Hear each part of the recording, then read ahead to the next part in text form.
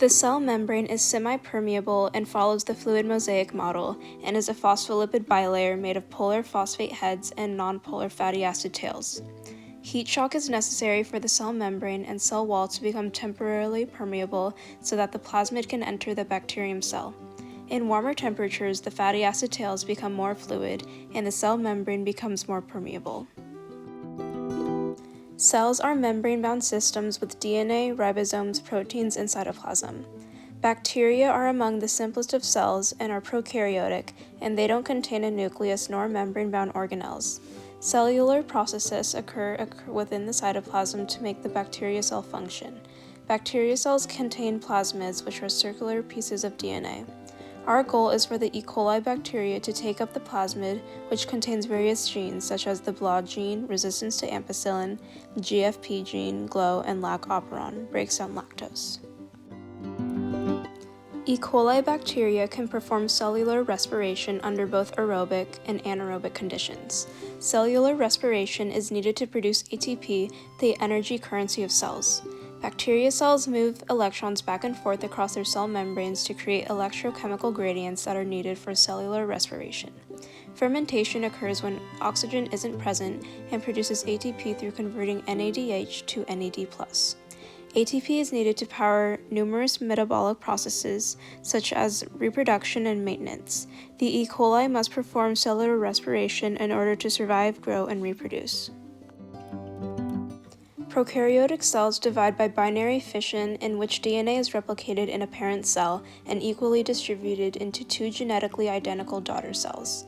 Bacteria cells use quorum sensing to communicate about their density and to regulate gene expression, notifying each other when it's time to change activities. Bacteria reproduce by splitting into two.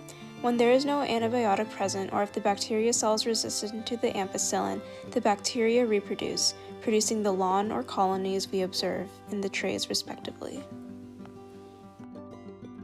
Meiosis results in genetically unique cells, which increases genetic diversity. Genetic diversity aids in the survival and proliferation of a population. Bacteria are more likely to survive if there is a large gene pool, and this comes from crossing over events or recombination that happens in prophase 1 of meiosis. By introduction of a plasmid, conjugation is a method of horizontal gene transfer for bacteria to exchange information and to increase genetic diversity. The lac operon is an inducible operon that breaks down lactose, the sugar source used in this lab. The structural lac genes in the operon are cut out by restriction enzymes and replaced with GFP, which codes for fluorescence. The lac repressor protein blocks transcription of the structural genes when lactose isn't present. When lactose is present, lactose binds to the repressor protein and transcription is turned on, so the GFP gene gets transcribed and fluorescence is observed. Individuals with advantageous traits will survive and reproduce, and those traits will get passed on to the next generation.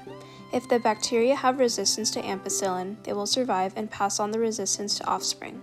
Thus, the competent bacterial cells, those that have successfully taken up the plasmid, will survive and reproduce, while those that didn't take up the plasmid will not survive. When resources are finite, the population follows a logistic growth model, meaning that population size reaches a carrying capacity.